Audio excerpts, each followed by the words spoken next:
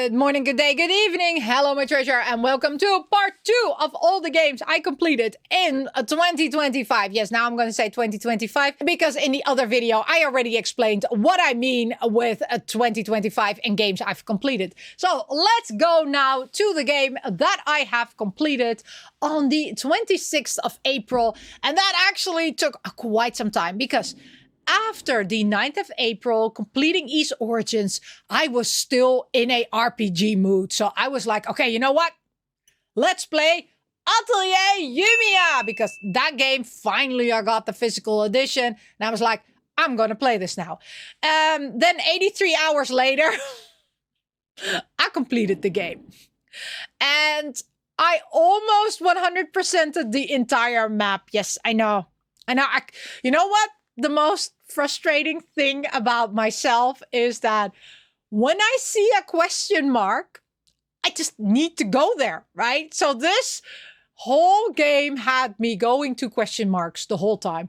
And sometimes I was like, oh, what was the story about again? Because I lost, I lost the story plot a lot of the times because I was just running after all these question marks. Whenever a new section of the world map was opened up, I was like, question mark, question mark, question mark, question mark. So yeah, that's why this game took me 83 hours to complete the story mode. Because yeah. I like following question marks. Just leave it at that. I love this game. I really do. I gave it a 95. The only thing why I didn't give it a perfect 100% is because it was kind of, the fighting was kind of easy. As in really easy. You were so fast. You were level 100. I mean, I wasn't even halfway through the game and I was already level 100. And granted, I did hunt all the question marks, right? I did do everything. And I fought every enemy that I encountered. Like most people just walk past it. No, I was like, oh, let's fight that enemy. Because I really enjoyed the game. Therefore, yeah, and the one thing that I actually did not do, because normally in the Atelier games, I really am, like with the whole alchemy thing. Yeah, here I always did the fast forward thing because I couldn't be bothered. Because you were such a high level already that having, like better equipment or, like doing alchemy so that you could have the best equipment, yeah, was not worth it. It was not worth the time. But I did like that they included, like the like skip everything and dear computer, you decide, like how to do this. That worked perfectly fine for me. It saved me, I think it practically saved me around 20 hours of just doing alchemy only. Because or else this game would have been a 100-hour game. And yeah, I didn't want that. Then after Ys Origin wasn't a meaty RPG, but Atelier Yumia kind of was a meaty RPG for me. I thought, you know what, let's play an easy game. And then I actually played a party game, which has a story mode in it, which is Umamusume Pretty Derby Party Dash. And because of that, I wanted to watch the anime because I like the game a lot. I gave it a 90%. Yes, I know. I gave a party game a 90%, but it's really fun. The mini games are fun. The story mode is fun. The build, the making your clubhouse, it's fun. It's a really fun game, even though. So the 10% deduction it got was because there are only 4 mini games. The 4 mini games are very well developed, but there are only 4 mini games. So that was the only part where I was like, kind of but you can unlock other game. Well, you can unlock one other game in the clubhouse, which is fun, which is very much fun to play. But you need to, of course, collect some stuff in order for you to unlock it in the clubhouse.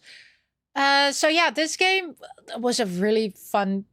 It's meant as a party game, but I played the single player mode. I played the story mode. I played all the stories for all the girls, horses, just give it a name. And I really liked it. I loved it. I love this game. I played it for more than 12 and a half hours. Yep. So, good game. After that, I was like, you know what? It's visual novel time again. And I want to watch or I want to read something kind of scary. And, yep. We went for Tokyo Psychodemic. And oh my gosh, this visual novel game, and it's a detective murder mystery visual novel game. So you really need to figure out stuff. This game is awesome. It is awesome. And it has a to be continued at the end. Yes, I know, I was very angry. I was so disappointed. This game took me 16 and a half hours to complete because I went through everything. And yes, I did not use a guide. So therefore, solving some of the cases took me a bit longer because I had to rewatch certain parts of the video. Because you need to also watch videos and read documents, and some things I just skipped over, and then it took me a bit longer to complete it. But at the end, there was a to be continued, which is, like, what? Because there are so many questions unanswered. It's like, no, you were just getting to the good part, right? It was already a good story.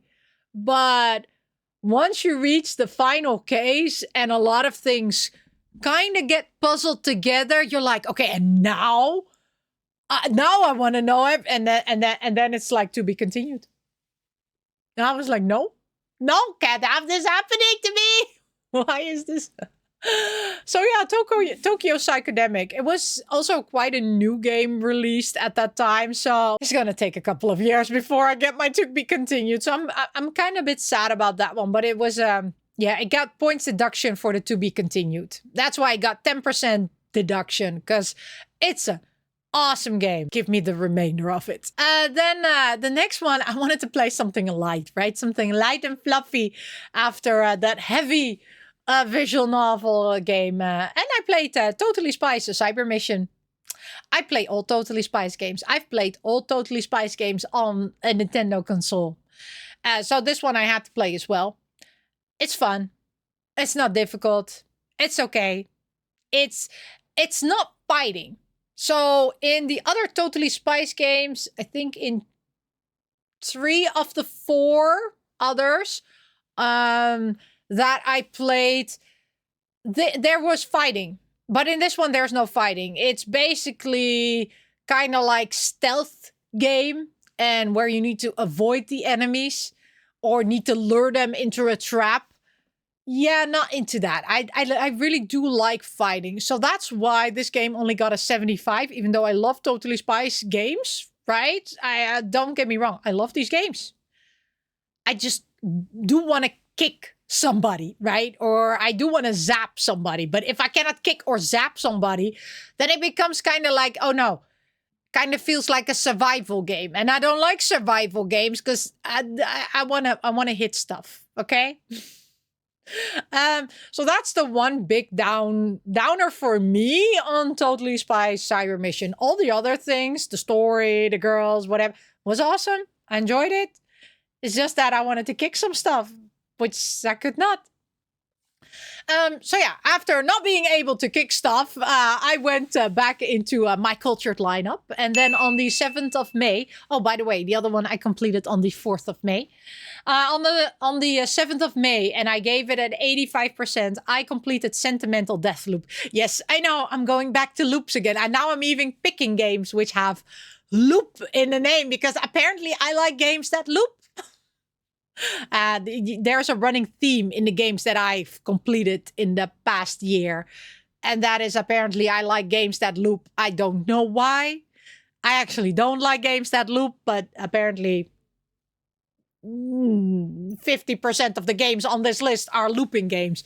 So yeah, Sentimental Deathloop. It's part of the cultured lineup where you get a lot of interesting panty shots and interesting compromising positions in which the girls are placed in.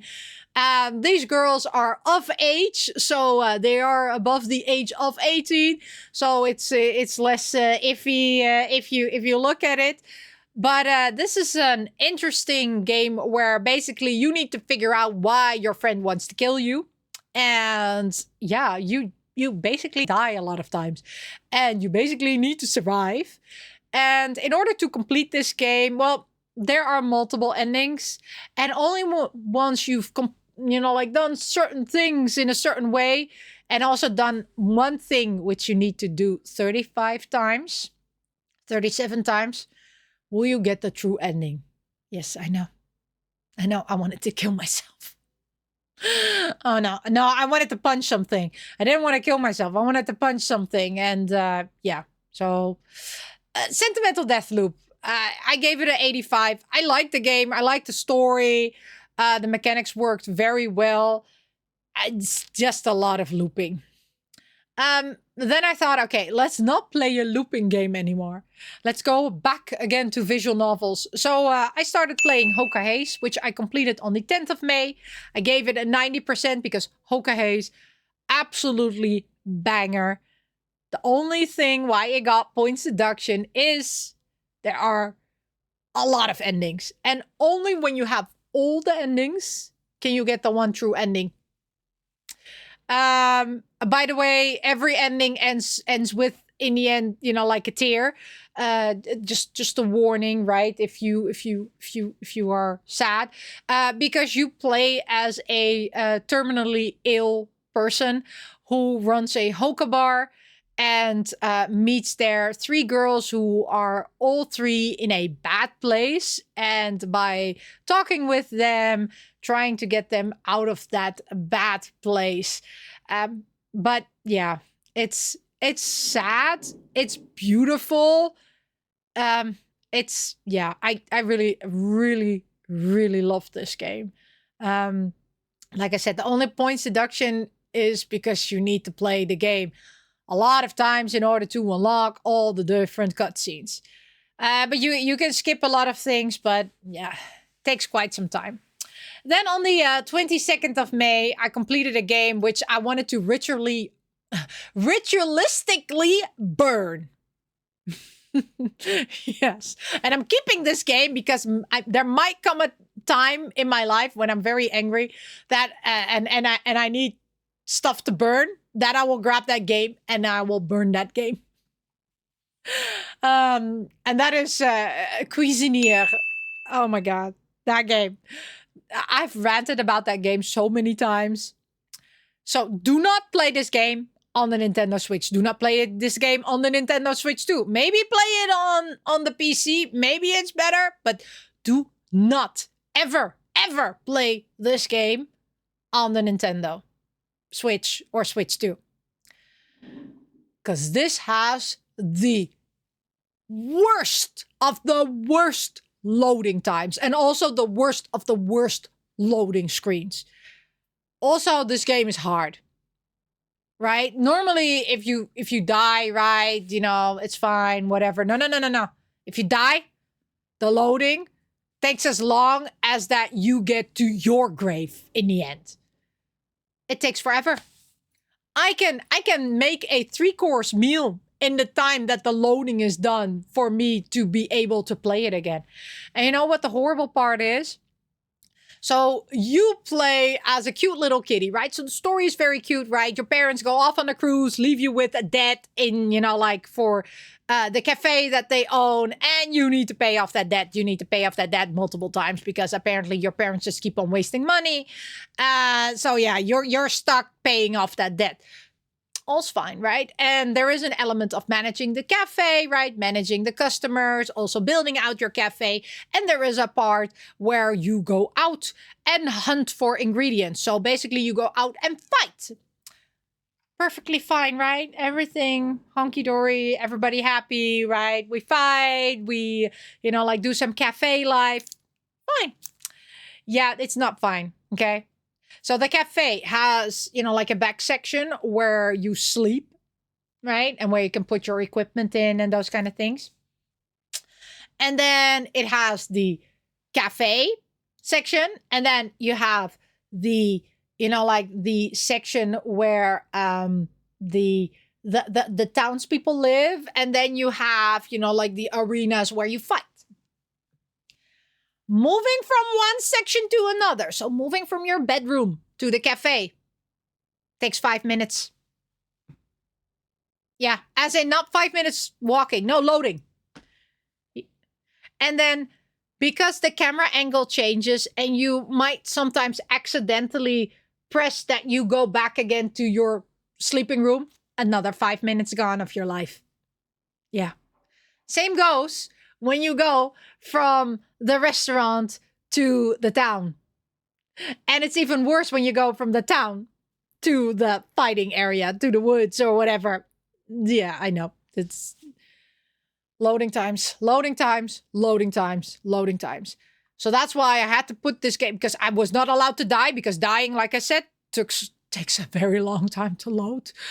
So I was like, okay, I'm going to put this on the lowest setting so that I will never die. And even on the lowest settings, it was, like there were times that I was struggling.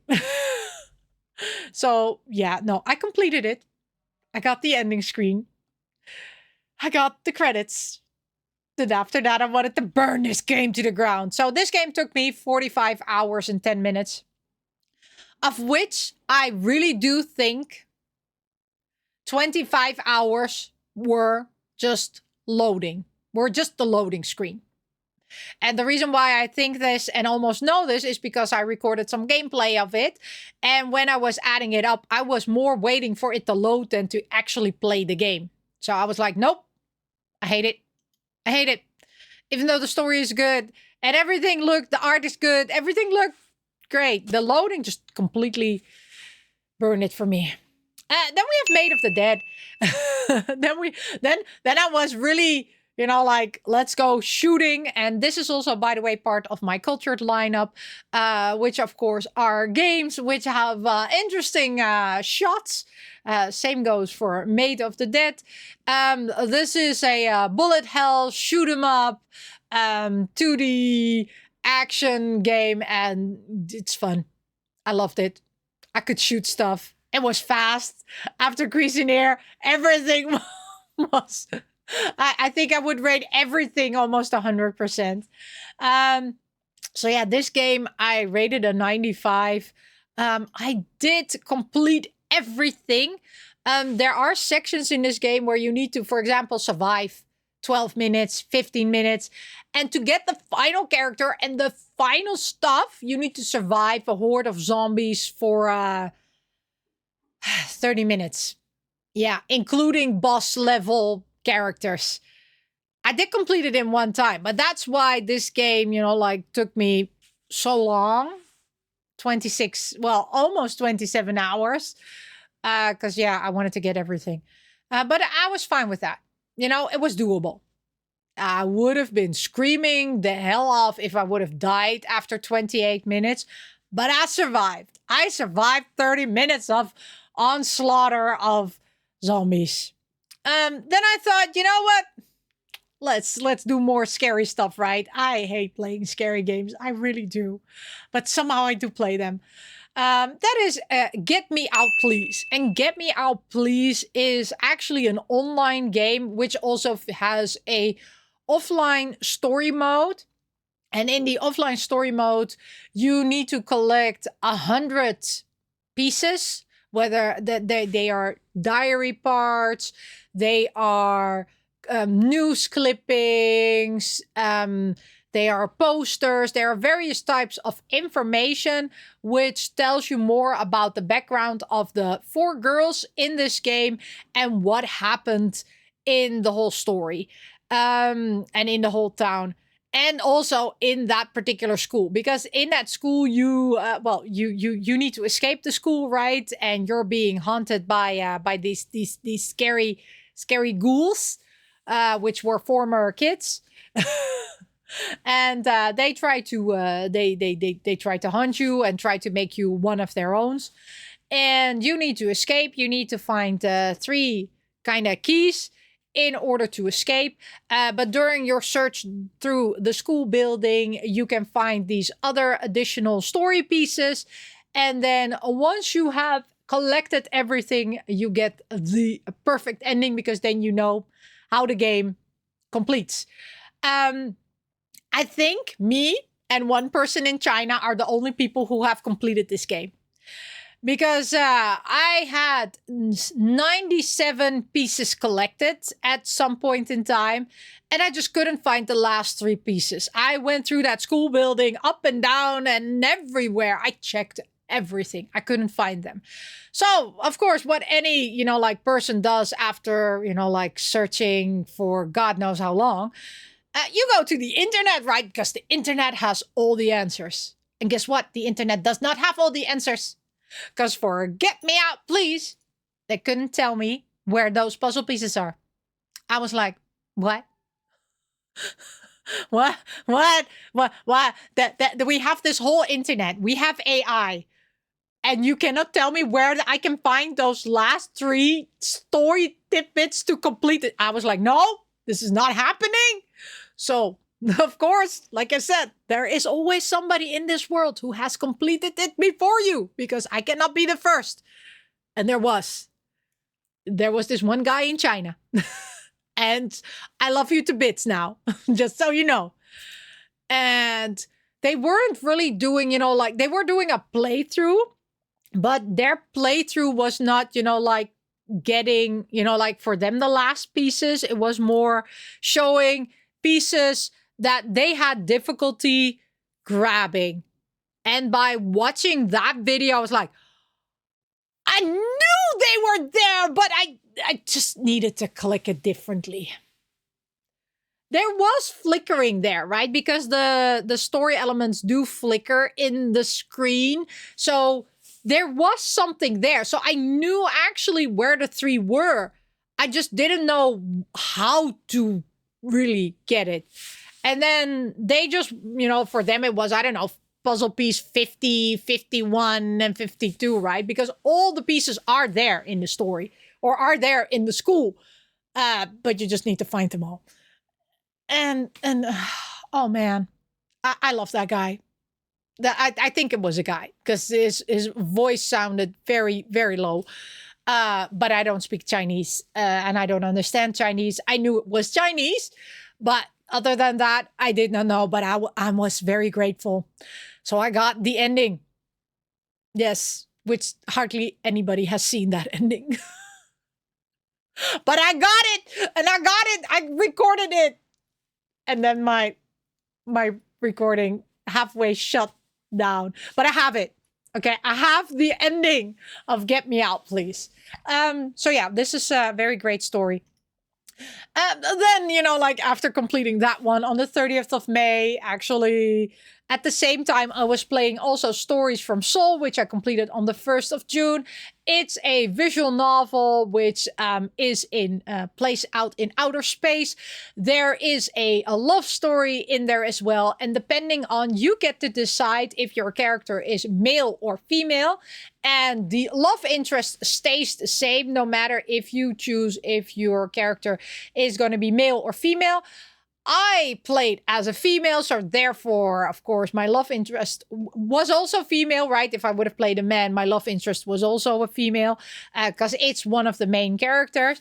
And yeah, it's really nice how they like did not change the love interest of the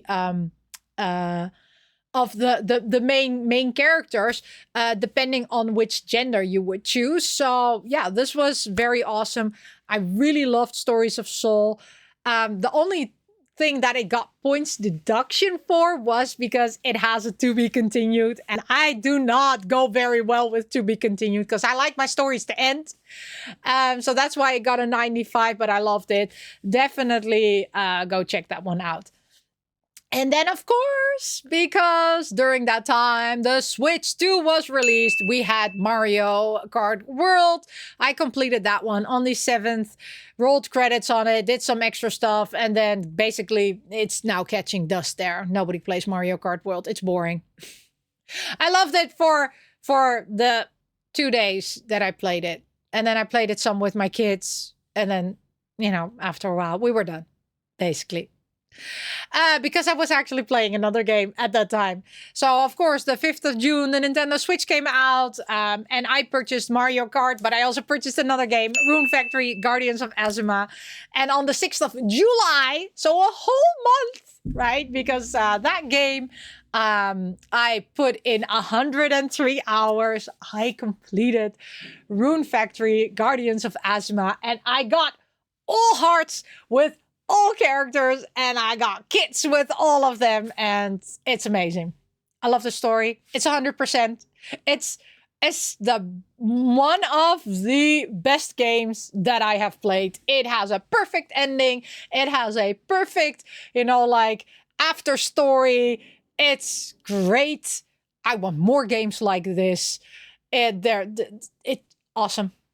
I love the romance. I love the whole, like farming, building town. Everything was perfect in this game. And I've talked about this game so many times, so I'm not going to go into more details, but perfect game. Loved it. Loved every second of it. Then, of course, because of the Switch 2, I also bought Tamagotchi Plaza on the Switch 2.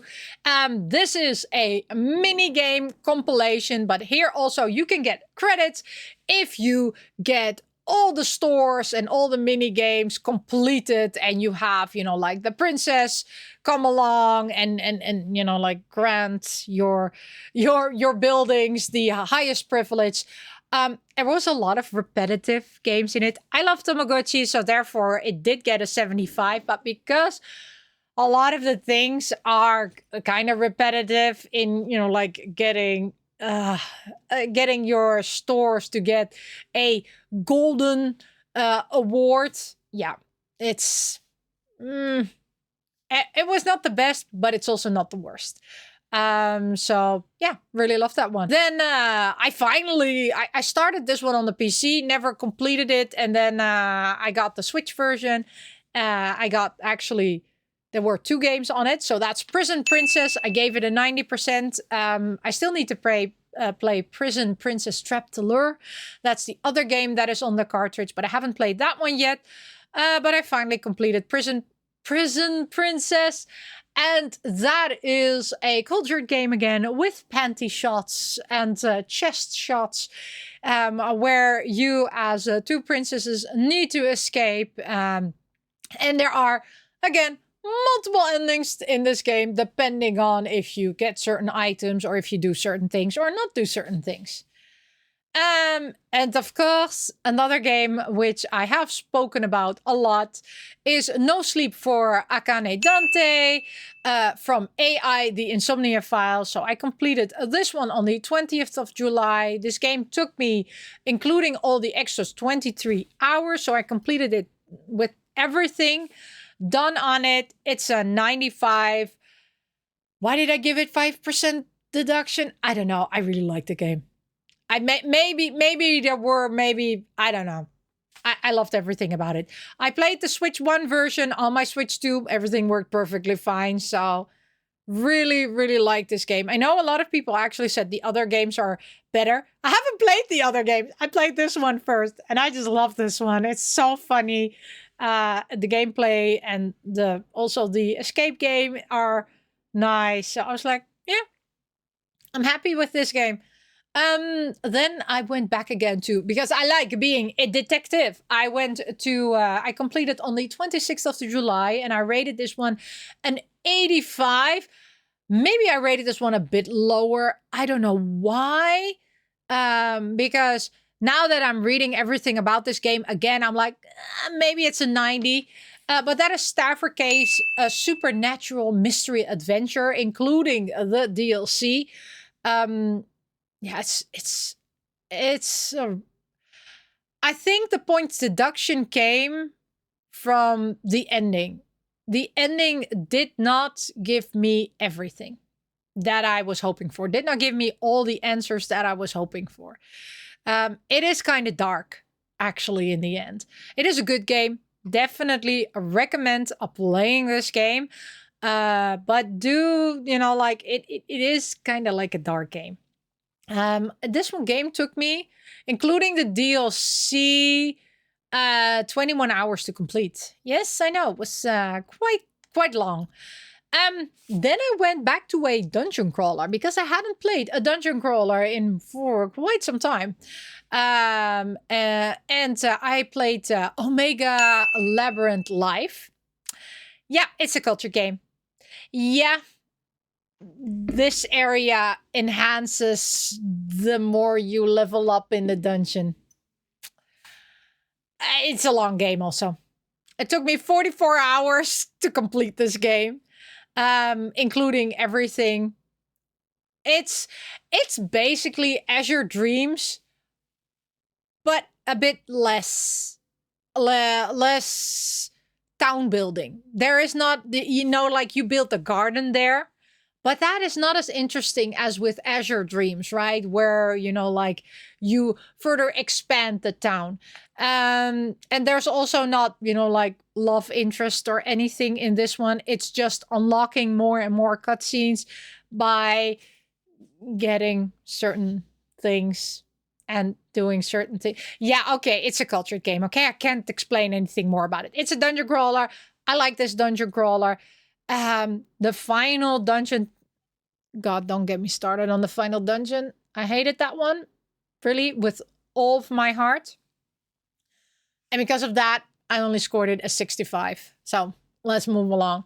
Then I played an old game, revamped, and that is Broken Sword, The Shadows of the Templars.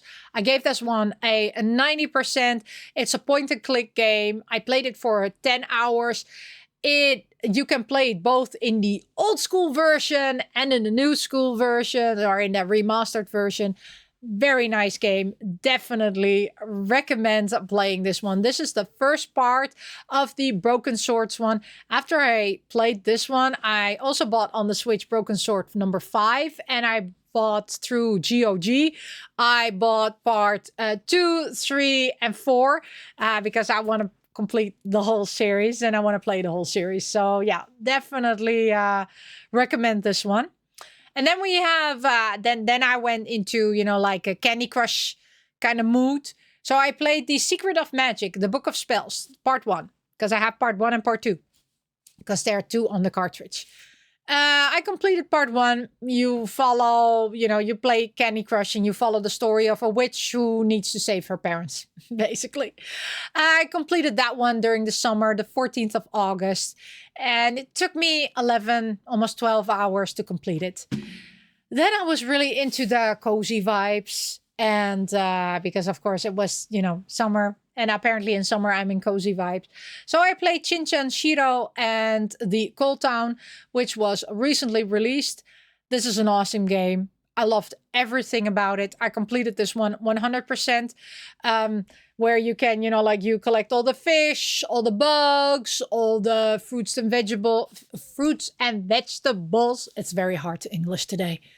And it took me 17 and a half hours to complete this game. Definitely recommend it.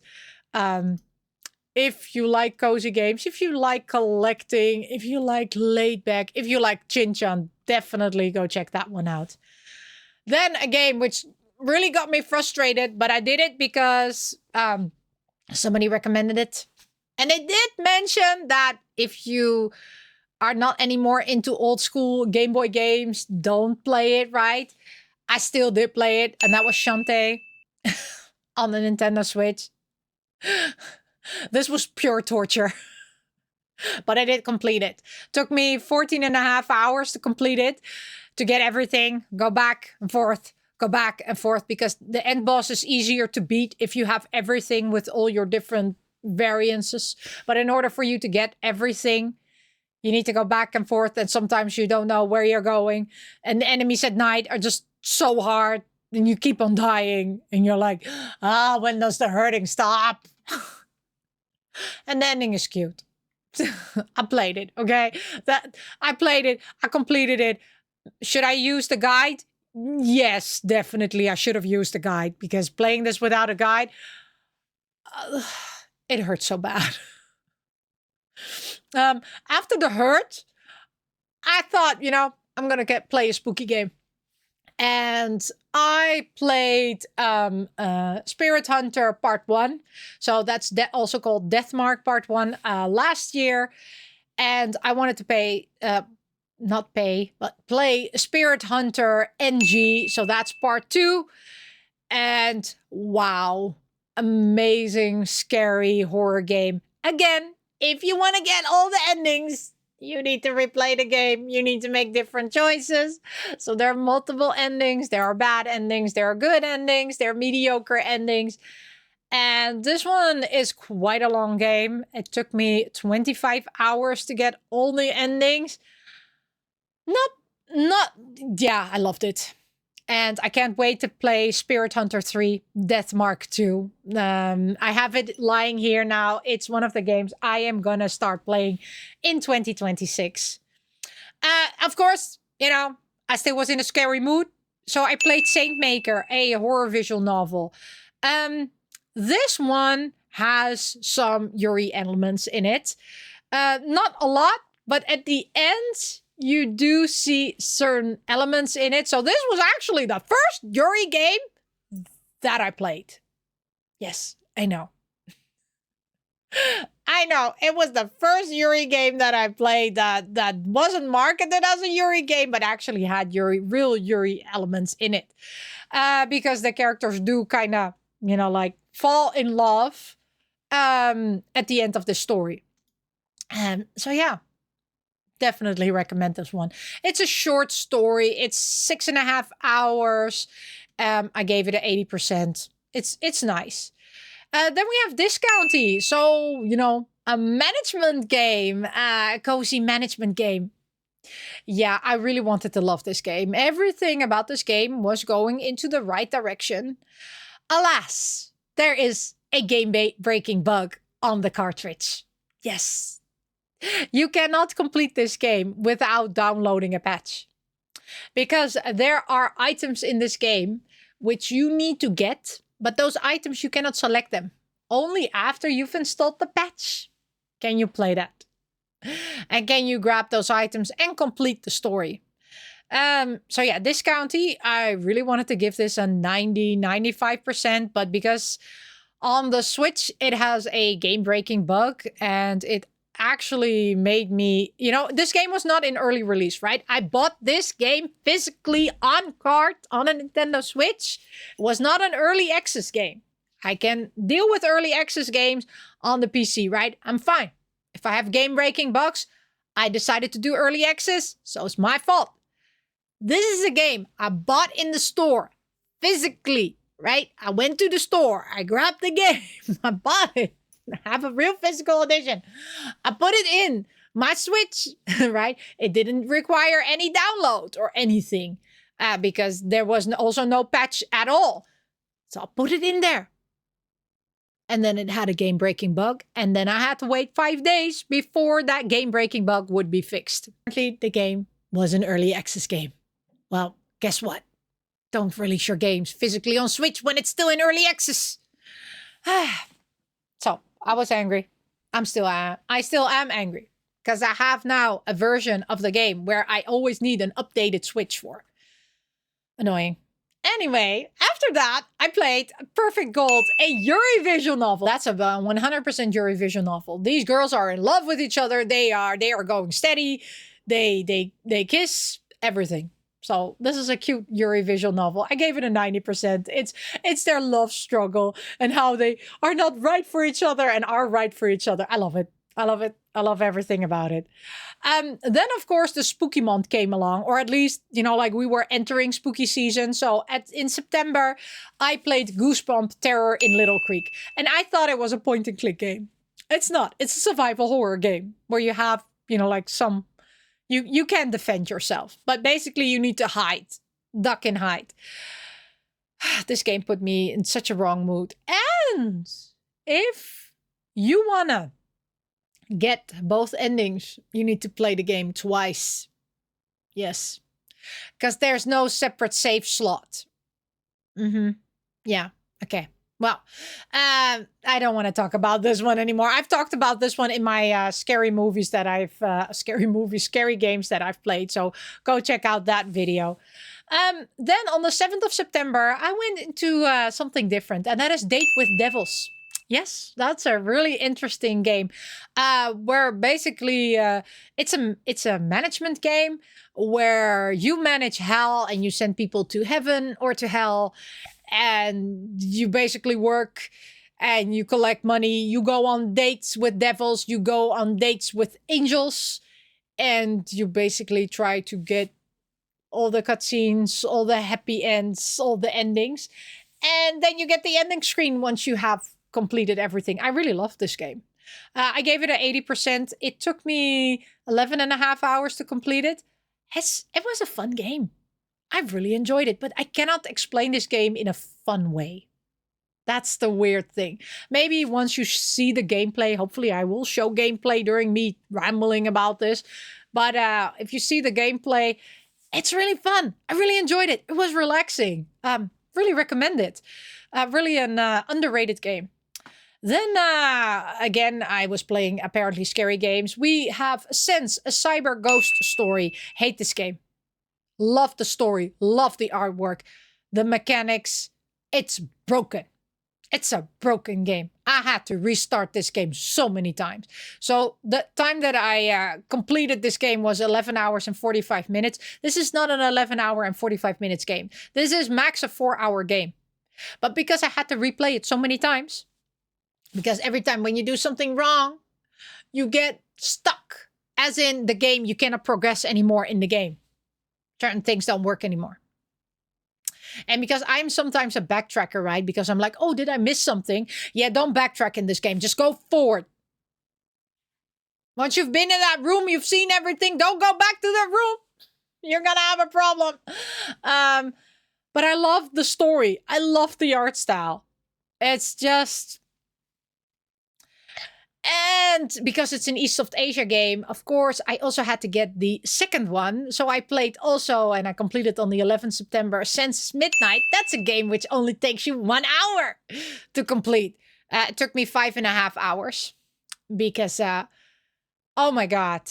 Have you ever played Resident Evil, the original Resident Evil? And the tank controls? Yeah. Okay. Remember that time, the first time you played that game? And then remember, you have 0 gaming skills. Yeah, well, then play Senses Midnight. Oh my good lord.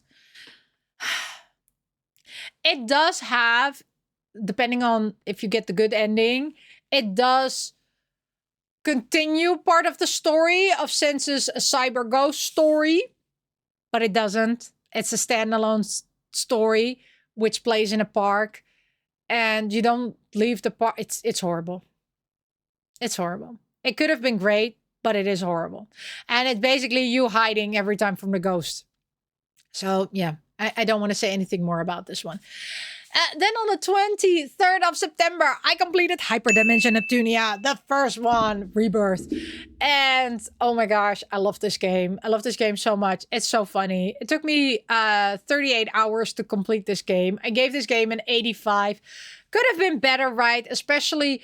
the end boss, I had to do some grinding for it, and it felt a bit unfair because I was like, yeah, but I have everything already done in the game. Why do I need to grind in order for me to beat the boss? I should be able to beat the boss because I went through the story in normal pace. But you know what? You needed to grind because or else you could not beat the boss, the end boss, because you could not do enough damage and because they restore every turn, right? So you needed to make a certain amount of damage in order to do damage. So yeah, basically you needed to grind and get stronger. So I think of this 5 hours was grinding of my complete time. Then after that, I was a bit done with RPGs, and I really wanted to get back into playing some visual novels. So then I started playing Iwakura Aria. It's a newly released game. I completed that on the 29th of September. Took me 16.5 hours to get all the endings because there are multiple endings in there. There are silly endings and not silly endings. I don't want to go into much details about this one because it's just you need to experience this one. It is quite expensive still because it's a new game, but I really do recommend this one. Then on the 7th of October, I completed a Raging Loop. That game took me 42 hours and 45 minutes. Yes, I know. It's a long game because the name already says it, Raging Loop. It's a loop game. But this is not a short loop game. This is a long loop game. And this is kind of like a Squid Game, the death game. It's a death game, basically. Well, it's a werewolf game, right? Where 1, 2, or 3 people are the werewolf and kill people at night. Well, that's this. Definitely worth all the time. I loved Raging Loop. I wish there were more games like this. It was very, very, very interesting. And a lot of plot twists I did not see coming. So yeah, I am not going to spoil anything. Definitely play Raging Loop. Then on the 12th of October, I completed Marisa of Liartop Mountain. This game only took me 13 and a half hours. I gave it a 65. It's not the best Toho game. It's a different concept, but it's weird. Okay, this game just gave me the weird vibes. And yeah, I don't know. What can I say about it? You can play it, but wait until it goes on sale. It's fun. It's weird. just leave it at that. Then I went back again to visual novels because I like visual novels. And then I played Road 95, a Yakuza's Last Stand. And there I completed every story. And I got all the different endings. And none of them really made me happy. Yeah, I know. I love this game. I gave it a 90%. It took me 13 and a half hours to get everything, but it's, yeah, how can I say this? None of the endings were endings that I was like happy with. They all made me cry, basically. Then we go, I still have a couple of games left. Okay, then on the 22nd of October, I completed Death Trick Double Blind. It took me 14 and a half hours to get everything. Also, this game again has various different endings that you can get. Well, there's like one ending, but you can unlock more in that ending depending on what you do. And this again is a visual novel. It was recently released on the Nintendo Switch. And I really enjoyed this game. So I gave it a 95. Why didn't I give it 100%? I don't know. There were maybe 1 or 2 small things that I was like, yeah. But other than that, Death Trick Double Blind, absolutely adore this game. Yeah, everything was great about it. Then on the 22nd of October, the same day, I also completed Victory Heat Rally. It's a racing game. I went to the complete story mode. I've been playing that on and off every time. This game I did get stuck on a lot because, yeah, it's hard. It's a hard game to play. It's a hard racing game to play, especially story mode. So you had to, especially later on in the game, you have to really perfectly run these laps. And if you don't, then yeah, you don't end up in the top 3. And if you don't end up in the top 3, you cannot, like continue the story mode. So yeah, that's a bit of a sad thing. And then I think it's the only PC game that I completed this year. Yes, I started a lot of PC games, but I have not completed PC games. Yes, I know. I'll look away now. That is Sleepover Rewake. That is a BL visual novel. It's a short novel. It's about, I think, yeah, I played it for 2 hours and 20 minutes. There are multiple endings in this one, depending, of course, how you answer certain questions. It's very cute, right? It's about a sleepover, and that sleepover at the end, you can have a boyfriend or you cannot have a boyfriend at the end. It really depends. But yeah, really, really, really like this cute little BL visual novel. Then we have Return to Shiro Nagasu Island. I know it's a long name. This took me 10.5 hours to complete. It's a really, really interesting visual novel. It has also multiple endings, and this one really has some very, very dark themes in it. If you are kind of iffy about certain dark themes, then yeah, don't read this visual novel. It does end up good, and there's also some extra story content in it, and that's just ridiculous, kinda. But definitely play that also. Yeah, it's a good visual novel. It's not a very long visual novel. Then on the 30th of October, that took me 12, almost 13 hours to complete, is Food Girls. So you see there, Food Girls Part 2. I have not started Food Girls Part 2, but I did complete Food Girls Part 1. Here I did complete all girls their story games, but I did not get the one true ending. Because, yeah, this management sim, it takes a long time to really get that one. And if you make a small mistake, you have to restart again. So I was like, yeah, you know what? Food Girls, visual novel, management simulation, really fun to play. Not over the top great, but not bad. I really want to play Food Girls Part 2, which I hope is going to be more of the same and better. I gave this one a 70%. Really nice. Then on the 6th of November, and we're entering the final few games, we have Yasha Legend of the Demon Blade. It's a roguelike game where you play to 3 storylines. I only did 1 storyline because after 1 storyline, I was done with the game. I played it for 20 hours and 15 minutes. It is something like Hades 2, yet I really don't like it. It's a roguelike game, of course, where you die and you upgrade. However, only going through 1 storyline already took me 20 hours. And the thing is, if you go to the other stories lines, everything stays the same. There's just only a little bit more story to it.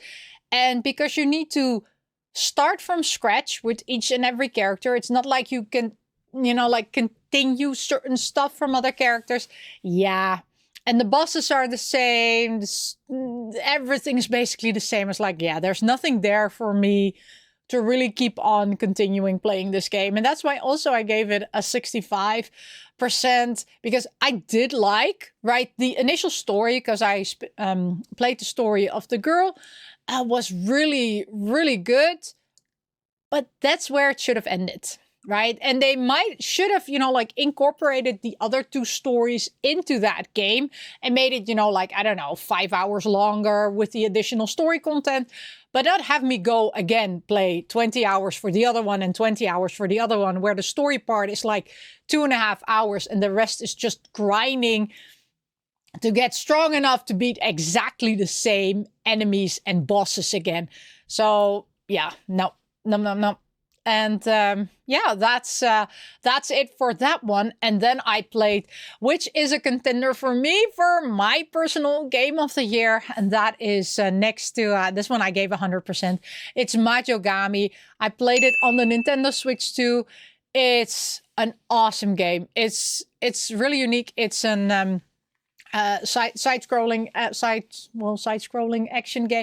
action game, fast-paced, lots of colors, great story, very touching story also, a lot to see. The character designs are amazing, the story is amazing. I just love everything about it. I did almost complete everything there is, and I got all the story elements. There is 1 story element I did not get because in order to get it, you need to acquire a certain item, and that item you can only get if in the trials, because there are trials that you can do if you beat somebody who can basically annihilate all your buffs that you have, make you, like vulnerable so that you cannot defend anymore. And you cannot recharge, and there is no healing equipment, and then also play that person at hard mode with multiple versions. I was like, yeah, no, not gonna happen. I got very far and I tried it multiple times, but it's just too hard. And it's only for a very small little bit of, or for one additional story cutscene. Well, not even a cutscene, story picture. So I was like, you know what? I can deal with not having that final story picture, okay? That's fine. I tried it. That was just too hard. And people who have played this game know what that is. And I'm fine. It doesn't take away how great I find this game, right? It's a me problem. It's not a game problem. It was, for me, if I would have spent another 10 to 15 hours trying to perfect my strategy, yes, I would have beaten it and I would have gotten it. But I don't feel like doing that. So I was like, you know what? I'm fine. It is what it is. But this is, for me, next to Rune Factory, Guardians of Azuma, 100% game. I loved every second of it. I played it for 20 hours and 15 minutes. Great game. Definitely recommend this one. And then the final, well, not the final game, but the final game here on my list, because I have another game that I completed, of course, just in November. But the other one is The Aquarium Does Not Dance. And this is part visual novel, part 2D survival horror game, puzzle game, where you need to get out of the basically get out of the aquarium which you're visiting, because yeah, you need to get back to your own world. Was it good? I bought this one physically on the Switch. It did come with some extras. It was kind of expensive because I did buy it on release date. It's not that great. It's more of a bargain game. They tried to make it a good game. They really did, but the story lacks a bit. You don't really get involved with the characters that much. And it's just overall, it's not a bad game. It's just a mid game. I'm happy I played it. I don't regret playing it. I played it for 9 hours. I got everything. I got all the extras, all the stories. No, like I said, I don't regret it. I'm happy to have it in my collection. I'm happy I played with it, but it's not the best. I've played better games than this one. Again, it was not a waste of my time. I really did enjoy it. So yeah. Then the final game that I completed is, well, that was actually end of November. That was Voice Love on Air. For Voice Love on Air is a visual novel management game where you play as Aki, managing a voice recording or a seiyuu studio where you record various, mostly BL drama CDs, and during that time try to also get the love of your life. There are 4 characters that you can romance in this game. I have, at the time of recording this, romanced 2 of them. I am gonna also complete the other 2. Once I have them done, I've already viewed this game as completed for me, 100%, or completed, right? Because I've seen ending credits, but I do want to get all the stories because I do really want to see every happy ending that there is there to get in this game. And that is the final game. Oh, and by the way, Voice Love on Air, for me, it's also 100% game. So I don't have a lot of 100% games. So I have Rune Factory, I have Majokami, I have Ace Attorney, a trilogy, and I also have Voice Love on Air. Those are the 4 main contenders for my personal game that I've played of the year. And yeah, let me know which of those 4 you think will be my game of the year. It's going to be difficult, right? Because all 4 of them I have such fond memories of, and I really love the experience. And I know Voice Love on Air is something I just recently played, same as Mahjongami, but I still remember everything from Rune Factory, which I really loved. And I still remember everything from Ace Attorney. So those are games which I played mid of the year and beginning of the year. And it's so hard to choose. But yeah, that's gonna be it for this video. Those are all the games that I have completed in the past 365 days and in the majority of 2025. I'm also going to make a video of games I expect to play in my new gaming year, which will start, of course, the 1st of December. So Hades 2 will be on that list, right? Because I have not completed that one. And will run until the 1st of December 2026. I will, like I said, will make a video where I say which of the games I want to play next year, which ones I'm looking forward to. And yeah, we'll see then at the end of that gaming year if I was able to complete them, start them. But yeah, that's going to be it for this video. Thank you so much for watching. And as always, I say, miss you, love you, bye-bye.